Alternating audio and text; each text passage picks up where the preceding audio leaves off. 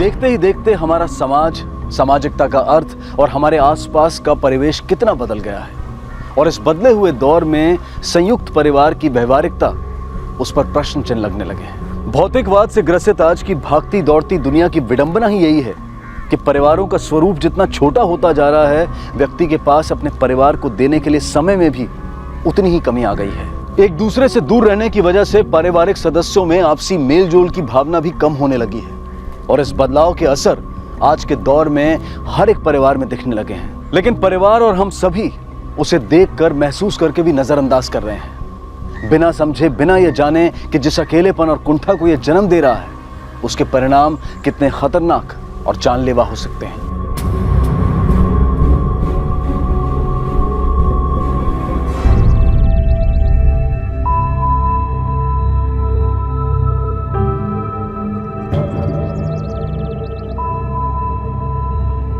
बाबा अपना चाय।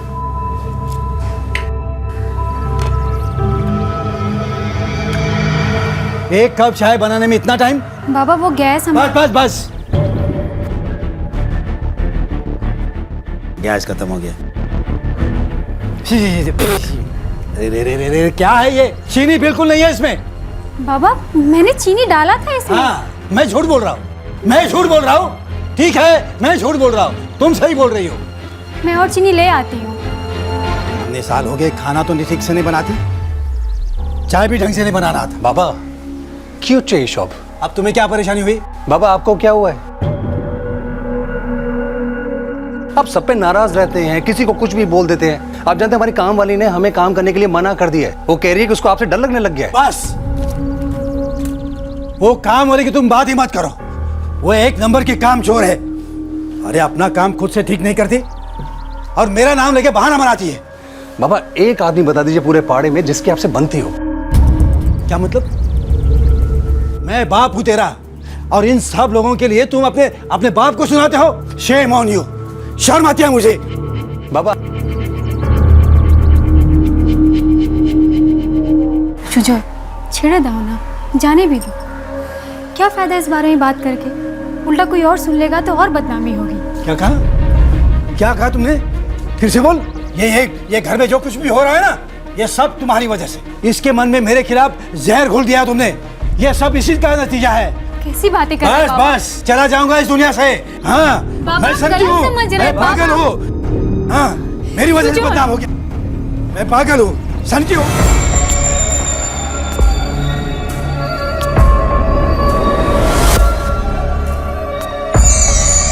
मैं खड़ूस हूँ। हाँ, पूरी जिंदगी भर मैंने इन लोगों के अपना खून पसीना बहाया है। अरे ललित, हाँ मिष्टी कहाँ है? पिछले 2-4 दिनों से दिखाई नहीं दी। हाँ, जरा मौसी क्या गई हुई है। मौसी के घर? क्यों? स्कूल चालू होते हुए भी उसको मौसी के घर भेज दिया तुम लोगों ने? अरे कितने लापरवाह हो तुम।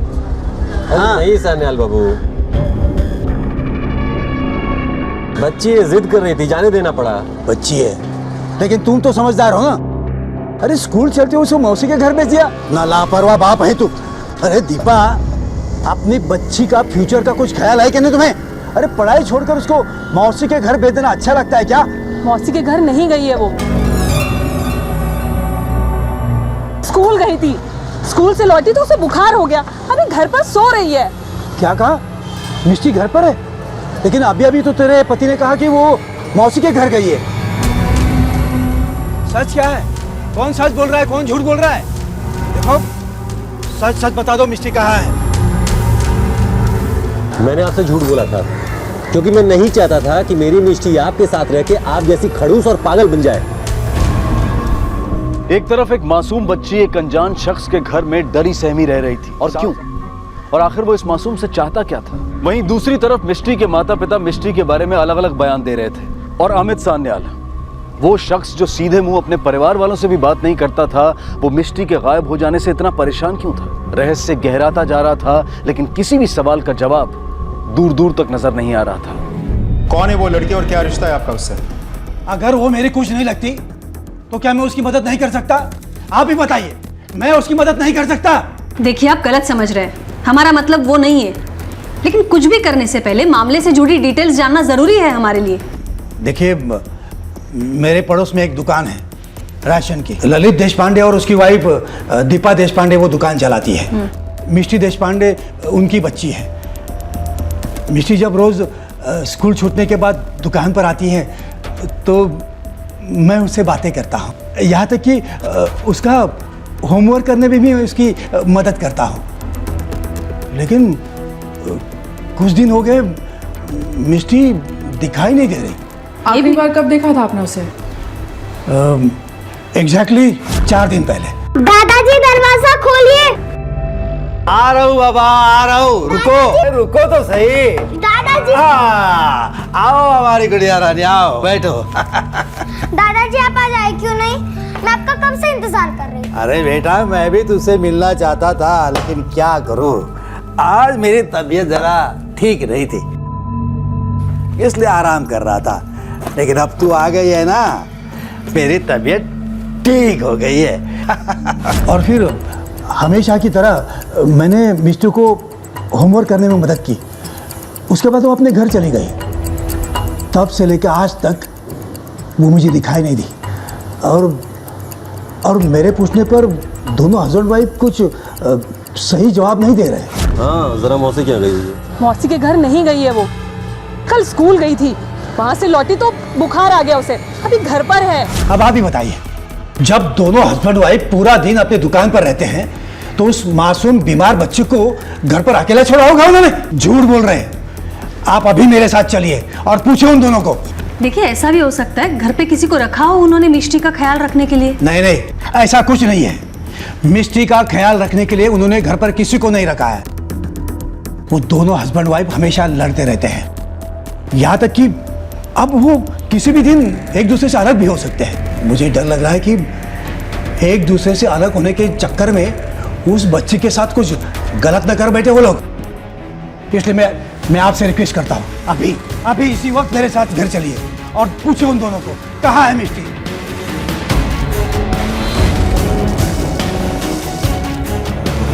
हाँ मैडम, ये सच है कि मिष्टी 3 दिन से गायब है।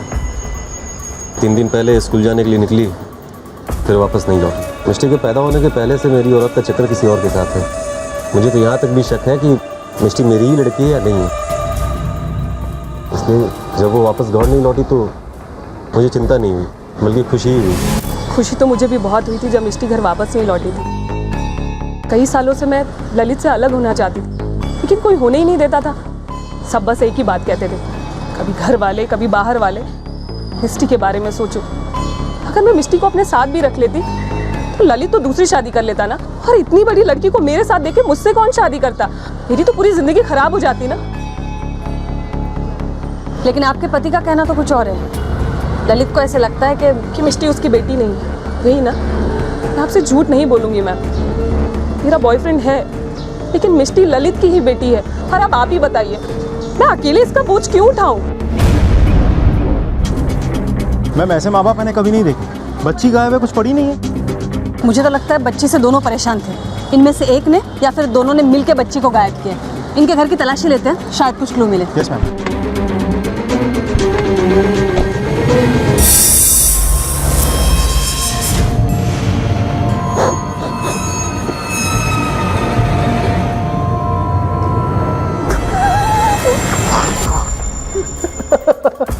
ऐसे लगते बत्ती सी दिखाते रास्ते।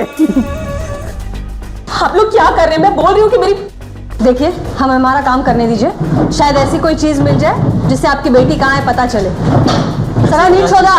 ऐसी क्या चीज़ मिल जाएगी आपको मैम यहाँ पे? आप शांत खड़े रहिए प्लीज। आपको हमारी बच्ची को ढूंढना चाहिए। आप ये क्या करवा रही हैं? तिकड़े बघा पाटिल। मैम, ये चिट्ठी मिली है। मेरी सांसें दफन सी होने लगती हैं सीने में जब मैं अपनी तन्हाई से रूबरू होती हूँ। क्या पूरी जिंदगी इस मेहनत का प्रतिफल केवल अकेलापन होता है? पहले जब कोई ना बोले तो दीवार बोल पड़ती थी, मगर अब तो वो भी खामोश हो गई हैं। शायद वो भी मुझसे बोलना नहीं चाहती हैं, बाकियों की तरह। कोई नहीं रहा मेरा, न दीवारों से बनी इस घर में न इस दुनिया में। सपने जैसे त्याग दिया है मुझे। अगर कोई है जो मुझसे चिपका है तो वह है मेरे भीतर का सन्नाटा और अकेलापन, जो अब और बर्दाश्त नहीं होता। शायद मौत पीछा छुड़ा दे, जुदा कर दे मुझे और मेरी तन्हाई को। अलग अलग मैं जा रही हूँ, हमेशा हमेशा के लिए, इस दुनिया से दूर, अपनी जिंदगी से दूर। ये तो सुसाइड नोट है, लेकिन ये सुसाइड नोट किसी 7 साल की लड़के की लिखी हुई नहीं लग रही है। ये हैंडराइटिंग आपके बच्चे की है? हाँ मैडम, ये तो मिस्टिक की लिखावट है।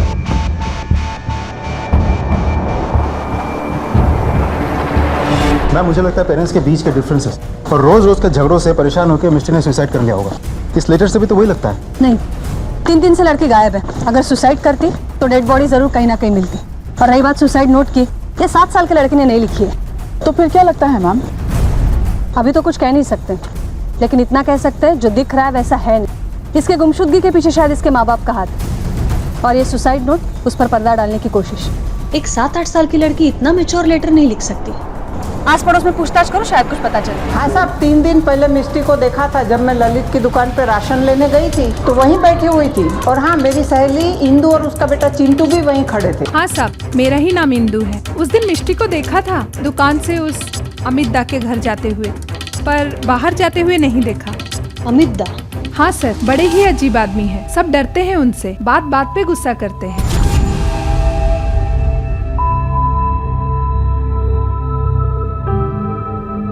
बाबा आपकी चाय। अरे बाहर तो यही है।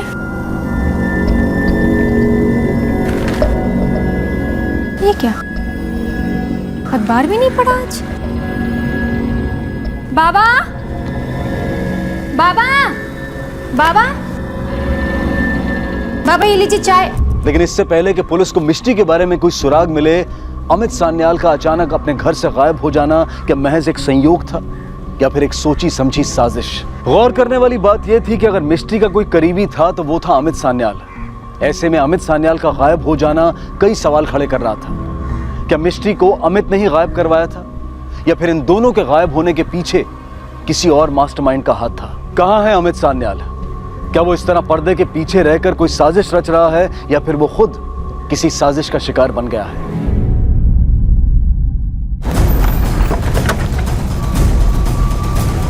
अमित सान्याल से मिलना है। बाबा तो है नहीं घर पे। किधर गए वो? कहीं बाहर गए? नहीं, एक्चुअली कुछ पता लग नहीं पा रहा है अभी तक। पता नहीं चल रहा है मतलब? आखिरी बार कब देखा था उन्हें? जी कल रात को, क्योंकि सुबह से तो वो दिखाई नहीं दिए। मैं चाय लेकर उनके कमरे में भी गई थी, लेकिन वो कमरे में भी नहीं थी। मैंने पापा का फोन भी ट्राई किया, लेकिन फोन भी बंद आ रहा है। तो अब तो शाम हो रही है। अब तक आपने अपने बाबा को ढूंढना चाहिए था, या फिर हमें इन्फॉर्म करना चाहिए था। मुझे ऑफिस से आने के बाद पता लगा। क्या हम उनका कमरा देख सकते हैं? मैम,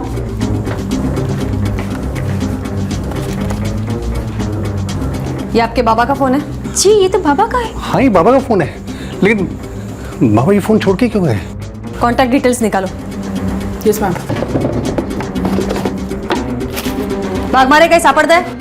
मैम ये चिट्ठी मिली।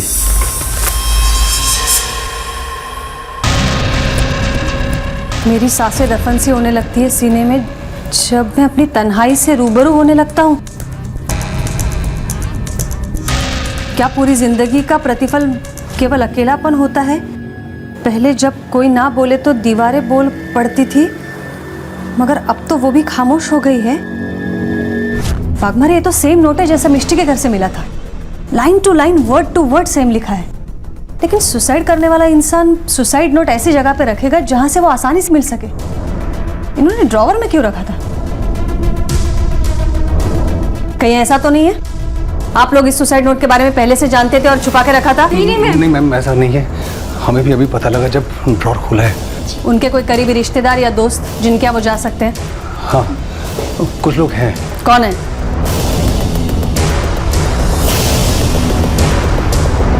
वाह, तुम्हारे बाल तो कितने अच्छे हैं। बहुत मुलायम है। घर में तुम्हारे बाल कौन बनाता था? मम्मी या पापा? मम्मी बनाती थी, पर अब उन्होंने भी बंद कर दिया। अब मैं खुद से ही बना लेती हूँ। वैसे आपको बाल बनाना किसने सिखाया? अपने बहन के बाल मैं खुद ही बनाता हूँ, तब से सीख लिया। पर आपकी बहन कहाँ रहती है? मेरी बहन यही रहती है। मेरी बहन यही रहती है। ये अमित और मिष्टी के लेटर सेम होना कोइंसिडेंस नहीं है वाघमारे। यू राइट मैम, लेकिन समझ में नहीं आ रहा है कि अगर ये कोइंसिडेंस नहीं है तो फिर क्या हो सकता है? ये अमित मिष्टी को पढ़ाता था, तो ये भी हो सकता है उसने बहला फुसलाकर मिष्टी से लेटर लिखवाया हो, उसके बाद उसका किडनैप किया हो या फिर मार डाला हो, और जैसे ही उसे लगा कि वो पकड़ा जाएगा वो खुद गायब हो गया, उसी तरह का लेटर लिखकर जिस तरीके का लेटर उसने मिष्टी से लिखवाया था। लेकिन एग्जैक्टली वही लेटर क्यों मैम? अगर वो चाहता तो उसको कुछ और तरीके से भी लिख सकता था। You're right. इसी बात से मैं परेशान हूँ कि सेम लेटर क्यों? मैम, अमित जी की कॉल डिटेल्स आ गई हैं, लेकिन इसमें कुछ भी सस्पिशियस नहीं है। और मिष्टी के फोटोज हमने सारे टोल नाकों और पुलिस स्टेशन में सर्कुलेट कराई थी, लेकिन वहाँ से भी कुछ इन्फॉर्मेशन नहीं मिला है। और आसपास के किसी भी एरिया से बॉडी भी रिकवर नहीं हुई है। उसकी फोटो न्यूज़पेपर में छपवाओ, उसकी डिटेल्स और हमारे कॉन्टैक्ट इन्फॉर्मेशन के साथ, जरूर कुछ हाथ आएगा। Sure ma'am. मिष्टी और अमित सान्याल का सुसाइड नोट हूबहू एक जैसा होना किस बात की तरफ इशारा करता है? ये कैसे हो सकता है कि एक 7 साल की बच्ची और एक 65 साल का बुजुर्ग घर से गायब होने से पहले एक जैसा सुसाइड नोट लिखते हैं? इतना तो तय है कि ये महज एक संयोग नहीं है। तो क्या सान्याल ने ही मिष्टी को बहला फुसलाकर उससे सुसाइड नोट लिखवाया और उसका अपहरण करवाया है, या फिर मिष्टी और सान्याल से सुसाइड नोट लिखवाने वाला कोई और ही है? पुलिस के लिए सवालों की फेहरिस्त बढ़ती चली जा रही थी। यह तय किया गया कि इस केस से जुड़े हर शख्स और उस शख्स से जुड़े हर व्यक्ति से पूछताछ की जाएगी। अमित सान्याल के घर पे काम करती हो ना तुम? कैसे आदमी थे वो, बता सकती हो? जी, कुछ अजीब तो थे वो। मुझे तो बड़ा डर लगता था उनसे। हाँ, दोपहर में जब स्कूल से मिष्टी आया करती थी तो उससे बहुत अच्छे से बात किया करते थे वो।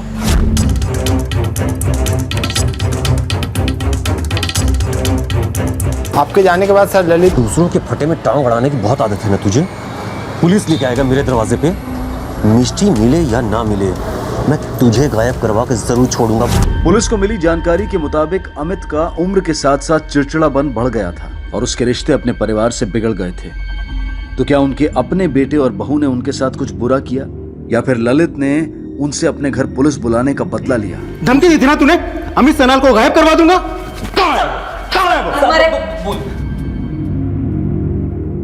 मैं क्या जानूं वो कहाँ है? अरे उस समय गुस्से में था, मेरे मुंह में जो आया निकल गया। अरे मेरा इसमें कोई लेना देना नहीं है, मैं नहीं जानता वो कहाँ है। तूने तो खुद कहा था तेरी बेटी गायब हो गई तो बहुत खुश हो गया था तू, और जब अमित सान्याल ने तेरे बेटे की गुमशुदगी की रिपोर्ट लिखवाई तो तेरे खुशी पे पानी फिर गया। तूने तो धमकी भी दी थी उसे जाकर कि तुझे गायब करवा दूंगा, और ठीक दूसरे दिन अमित सान्याल गायब हो भी जाता है, और तू कहता है कि हम ये मान ले कि उसके गायब होने में तेरा कोई हाथ नहीं है। मैडम पापा, मानो चाहे मत मानो, लेकिन इसमें मेरा कोई हाथ नहीं है। मुझे तो लगता है कि मेरी बेटी मिष्टी के गायब होने में उसका हाथ है। आप सोचो, जो आदमी अपने बेटे बहू से सीधे मुंह से बात न करता हो, उनका जवाब ना देता हो, वो भला मेरी बेटी से 24 घंटे क्यों चिपका रहेगा? क्यों पड़ती थी उन दोनों की? वाघमारे, ये मिष्टी से जुड़ी हर बात अमित पर आकर खत्म हो रही है। अगर हमें मिष्टी तक पहुंचना है तो अमित को ढूंढना पड़ेगा। लेकिन अगर अमित ने वाकई सुसाइड कर लिया तो हम इसे कैसे ढूंढेंगे? तो फिर किसी ऐसे इंसान को ढूंढना पड़ेगा जो मिष्टी की तरह अमित के भी करीब है, जो उसके बारे में हमें ज़्यादा से ज़्यादा बता सके। ये मिष्टी अमित के ज़िंदगी का खास हिस्सा तो हो सकती है, लेकिन उसकी पूरी दुनिया नहीं हो सकती। इनको यहाँ देखा है कभी? ये तो सन्याल बाबू हैं, यहाँ लगभग रोज आया करते थे। अकेले या किसी के साथ? कई बार एक बच्ची आती थी। उस बच्चे के अलावा वो किसी और के साथ बात करते थे? एक आदमी था, कभी कभी उसके साथ शतरंज भी खेलते थे। जल्दी खेलिए ना। हाँ बाबा, अभी आ रहा हो। दादाजी प्लीज थोड़ा जल्दी। बस बेटा, दो मिनट, बस 2 मिनट। अभी मुझे बोर हो रहा है। तुम उसे जानते हो? क्या नाम है, कहाँ रहता है? नहीं साहब, लेकिन दोनों की जोड़ी बड़ी अनोखी थी। अनोखे मतलब? मतलब कि सन्याल बाबू भी यहाँ किसी से बात नहीं करते थे, और उस आदमी को भी मैंने सन्याल बाबू के अलावा किसी से बात करते हुए नहीं देखा। जब सन्याल बाबू होते थे तो वो उनके साथ शतरंज खेलता था, जब सन्याल बाबू नहीं होते थे तो वो अकेला शतरंज खेलता था। एक हाथ से एक चाल चलता और दूसरे से दूसरी, और बीच बीच में बातें भी किया करता था। ऐसा लगता था जैसे उसके सामने खुद का कोई आदमी बैठा हो। उसके बारे में कुछ और याद है? हाँ, एक बड़ी अजीब बात थी उसकी। वो हमेशा एक जैकेट पहना रहता था, जैसे ट्रैफिक पुलिस वाले पहनते हैं।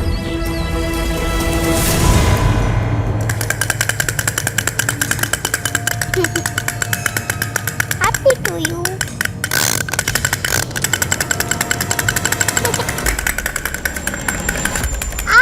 देखो मैं तुम्हारे लिए क्या लाया हूँ। क्या? देखो क्रोकोडाइल। वाह।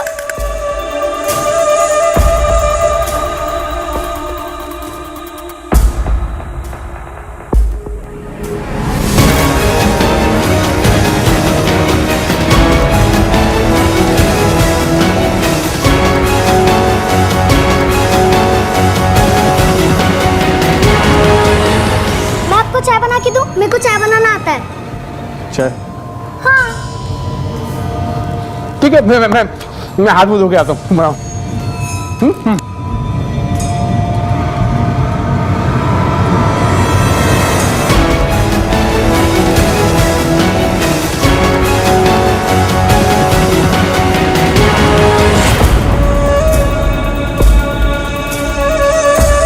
ये लीजिए, आराम से पीजिएगा, बहुत गर्म। गर्म है? पीकर देखिए ना मैंने कैसे बनाया। कैसी बनी है चाय?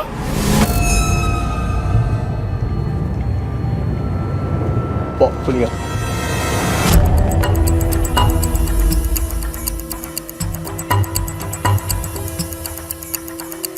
ठीक है, तुम जा सकते हो। और हाँ, इसको फिर से देखते हो तो तुरंत खबर करना। जी अच्छा मैम। वाघमारे, ये माली के हिसाब से तो ये इंसान साइको या फिर सनकी होना चाहिए। ये मिष्टी और अमित दोनों इसके कैद में हैं। अब तक सही सलामत है, लेकिन कब तक सही सलामत रहेंगे बता नहीं सकते। कुछ लोगों की अपनी टीम बनाओ और ये स्केच के साथ आसपास के एरिया में भेज दो, शायद कुछ पता चल जाए। Yes ma'am. यस। और हाँ, ये माली के हिसाब से ये इंसान ट्रैफिक पुलिस की जैकेट पहन के रहता है। ये इस तरह की जैकेट उसे कहाँ से मिल सकती है? मैम, ये जैकेट तो सिर्फ डिपार्टमेंट ही प्रोवाइड करती है। हाँ, लेकिन अगर मार्केट में कहीं मिले तो ड्रामा कंपनी को कॉस्ट्यूम्स प्रोवाइड करने वाली जगह पर ही मिल सकती है। करेक्ट।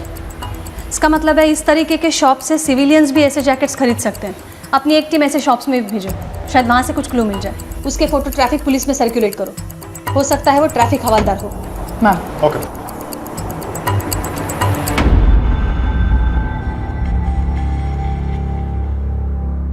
बेटा मैं थोड़ी देर के लिए बाहर जा रहा हूँ। बेटा तुम मायूस क्यों हो तुम?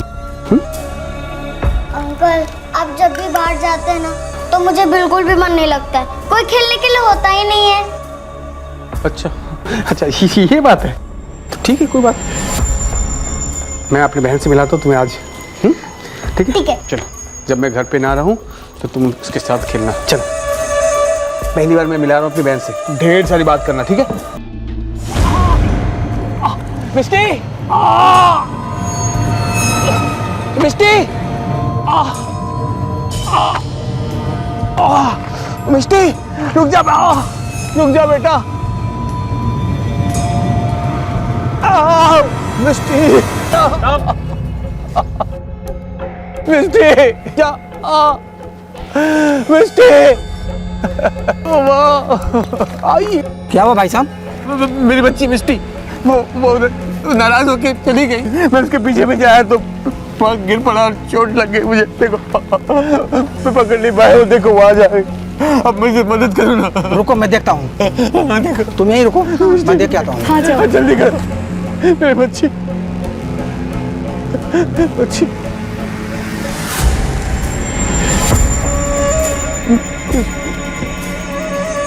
बच्ची बच्ची इसे देखा है? नहीं, हमने इसे पहले कभी नहीं देखा।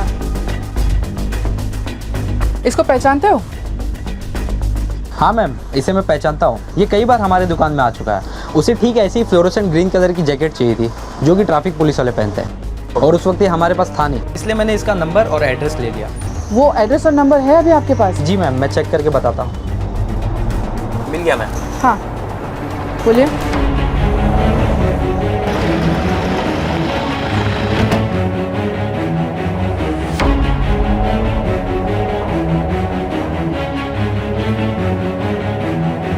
वाघमारे, ये बच्ची यही थी। चेक करा सगळं, जाओ अंदर चेक करो। मैम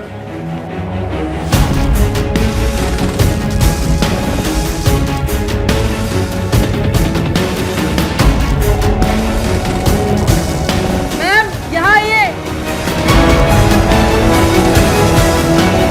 क्या हुआ?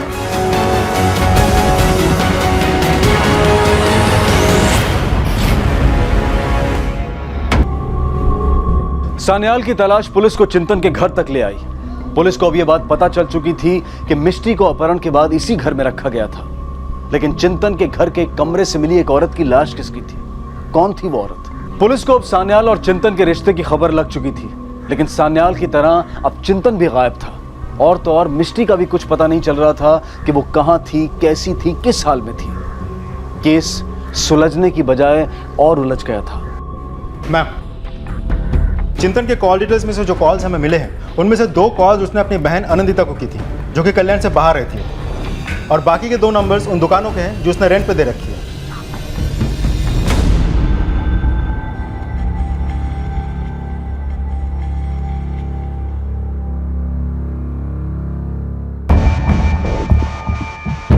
चिंतन के घर से हमें एक लड़की की लाश मिली है, 6 महीने पुरानी। क्या लाश मिली है? 6 महीने पुरानी? वो हमारी बड़ी बहन सुनंदा हो सकती हैं। पता करो ये सुजॉय, मोमिता और मिष्टी, इन तीनों का चिंतन या उसकी फैमिली के साथ कोई कनेक्शन है या नहीं है।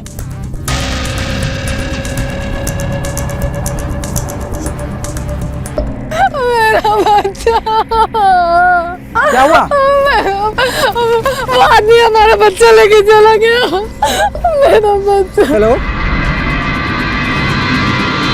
जब वो लड़की मुझे नहीं मिली तो वापस लौट आया और वापस आके देखा मेरी पत्नी बिलक बिलक के रो रही थी। Excuse me. हेलो सर, कल्याण में एक लाश मिली है। क्या? ठीक है, हम पहुंचते हैं।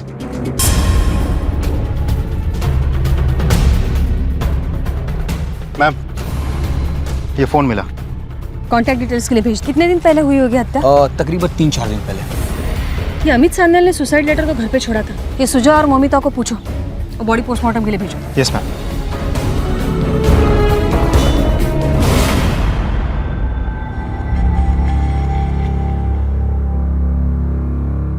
मैम, फोन डिटेल्स आ गई हैं।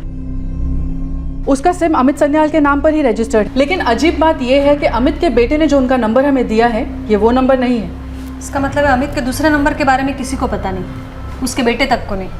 लगता तो ऐसे ही है। इस नंबर से सिर्फ 2 नंबर्स पे कॉल किए गए हैं। एक किसी फ्रेंडशिप क्लब का नंबर है जहां पर पैसे लेकर लोगों की बातें दूसरे लोगों से करवाते हैं। 2 महीने पहले तक अमित इस नंबर पे लगातार कॉल्स किया करते थे, फिर अचानक 2 महीने पहले ये बंद हो गया और इस दूसरे नंबर पे कॉल्स करना शुरू हो गया। ये दूसरा नंबर किसका है, कुछ पता चला? सुशांत मंडल का है। पता करो ये कौन है और ये फ्रेंडशिप क्लब के ओनर से भी पूछताछ करो। मैम, नहीं, ये फोन हमने बाबा के हाथ में कभी नहीं देखा। और सर, हमें तो पता भी नहीं कि बाबा 2 फोन रखते थे, और ना ही ये फ्रेंडशिप क्लब वाली बात हमें पता थी। और ये सुशांत मंडल का नाम भी हमने पहली बार सुना सर। जी हाँ, अमित सान्याल नाम का एक आदमी हमारे क्लब का मेंबर था, लेकिन 2 महीने पहले उसने यहाँ पे कॉल करना क्यों बंद कर दिया? मैडम, ये कैसा हम बता सकते हैं? ठीक है, आपके सारे एम्प्लॉयज़ की डिटेल्स चाहिए हमें। 4 महीने पहले जो लोग जॉब छोड़ के गए थे उनकी भी, और जिन्हें जॉब से निकाला गया था उनकी भी डिटेल्स चाहिए।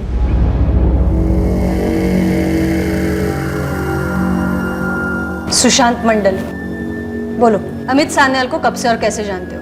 कब से और कैसे का सवाल ही नहीं उठता मैम, क्योंकि मैं इस नाम के आदमी को जानता ही नहीं हूँ। तो बिना जान पहचान के तुम मुझसे बात करते थे?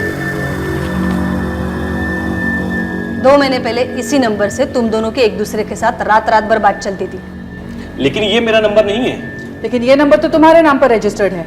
मेरे पास सिर्फ एक नंबर है और वो नंबर ये नंबर नहीं है।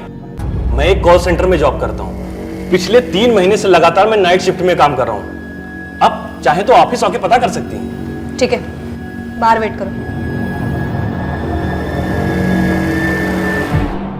ये इन्वेस्टिगेशन तुलसती जा रही है मैम। वाघमारे, मुझे नहीं लगता ये झूठ बोल रहा है। ये नंबर उसका नहीं है, किसी ने उसके नाम पर लिया है। लेकिन नया नंबर लेने के लिए कोई ना कोई आईडी प्रूफ देना जरूरी है मैम। सर्विस प्रोवाइडर से पता करो ये नंबर किसने लिया है और क्या डॉक्यूमेंट्स दिए। मम्मी पापा हंसने लगते हैं, मैं भी हंसता।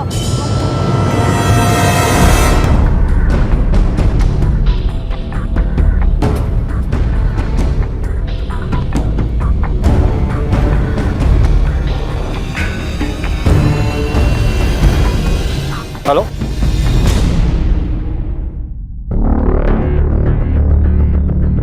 मुझे कोई प्यार नहीं करता।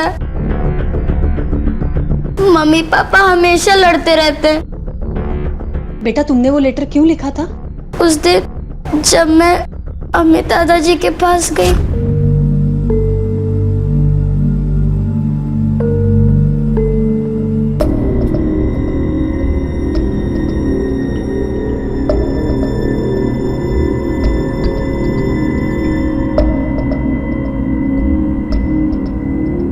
मैंने उस लेटर को बस कॉपी कर लिया और फिर घर में रख दिया और मैं जाके गार्डन में बैठ गई।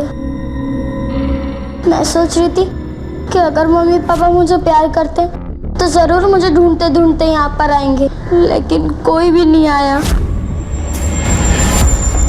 वो अंकल मुझे जबरदस्ती अपने घर पे लेके गए और एक कमरे में बंद कर दिया। वो कभी कभी मुझ पे बहुत चिल्लाते थे। अच्छा बेटा ये बताओ, तुम जब वो अंकल के यहाँ थी तो तुम्हारे वो अमित दादाजी तुम्हें मिलने आते थे? नहीं। वाघमारे, ये चिंतन को हमें जल्द से जल्द ढूंढना पड़ेगा। मैम हम उसके घर पे लगातार नजर रखे हुए हैं, लेकिन अभी तक वो वहाँ पहुंचा नहीं। इसके अलावा हमारी एक टीम और खबरी भी उसे ढूंढने की कोशिश कर रहे हैं। आई एम श्योर बहुत जल्द हमें कुछ ना कुछ पता चल जाएगा। मैम कंट्रोल रूम से कॉल आया था।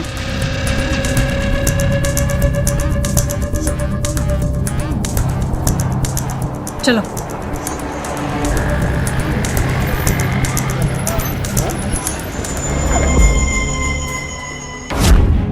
बच्चे दिखा के हंसते। मेरी मम्मी पापा मुझे अचानक छोड़ के चलेगी तो क्या करूँ मैं बहुत हम लोग हंसते रहे, कूदते रहे, सब कुछ करते रहे। मिष्टी भी चलेगी, मेरी छोटी बहन भी चलेगी। उसमें मैं इसको इसे मेंटल असाइलम पहुंचाने का इंतजाम करो।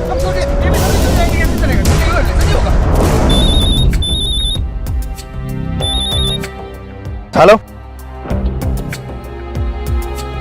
ओके मैम, किसी ने सुशांत की इलेक्ट्रिसिटी बिल चुरा के नया सिम ले लिया होगा। एक काम करो, सोसाइटी का सीसीटीवी फुटेज चेक करो। Okay ma'am.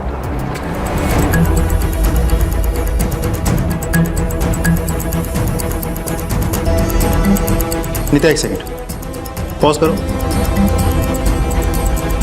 Zoom it.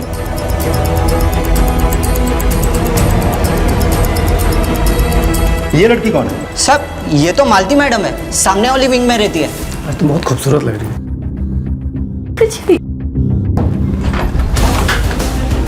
Amit कहाँ है? कौन अमित? मैं किसी अमित सान्याल को नहीं जानती। अच्छा, तो तुम्हें कैसे पता कि उसका पूरा नाम अमित सान्याल है? ये अमित सान्याल जिस फ्रेंडशिप क्लब का मेंबर थे उसमें आप दोनों काम करते थे। उसका दूसरा मोबाइल और 4 लाख रुपए तुम दोनों के घर से बरामद हुए। अब बाकी का सच तुम लोग यहाँ बोलोगे, क्योंकि ये ऐसी जगह है जहाँ मुर्दे भी बोलते हैं और तुम तो फिलहाल जिंदा हो। 6 महीने पहले अमित सान्याल का पहली बार कॉल आया था हमारे फ्रेंडशिप क्लब में, तो मैंने उनसे बात की थी। और एक सुनाता हूँ, दुनिया रंजो गम का अक्सर गलत अंदाज लगाती है। उनसे बात करने के बाद मुझे ऐसा लगा कि अगर मैं चाहूँ तो उनके इस अकेलेपन का फ़ायदा उठाकर मैं बहुत सारे पैसे कमा सकती हूँ।